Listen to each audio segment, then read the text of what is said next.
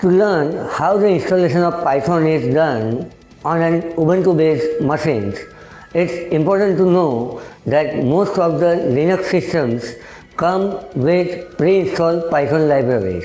In Ubuntu 15.x versions, you will already get Python version 2.7.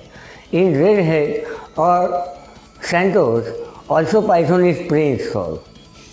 If you are using Ubuntu or CentOS, you don't need to follow the given steps.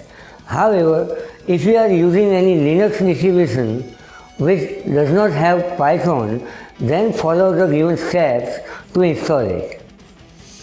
To install the dependencies, open the terminal window on Linux and type the given command.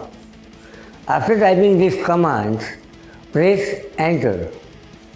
After this, go to the downloads folder and type the given command in terminal.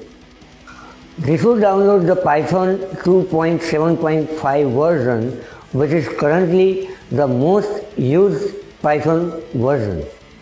Now extract the downloaded Python package and go to the directory and type the command as mentioned on the screen. After this, make and build the package using the commands highlighted on the screen. If you are using Windows, then follow the given steps to install Python in your machine. To install Python, first download the Python installer from the Python website. Follow the link shown on the screen. On the mentioned website, you will see multiple download options. Remember, to download Python for Windows operating system, there will be two options for Windows Python. One would be a 32-bit Python and the other will be a 64-bit Python. Right-click My Computer on your machine and click Properties. You should be able to check here whether the operating systems you are using is 32-bit or 64-bit.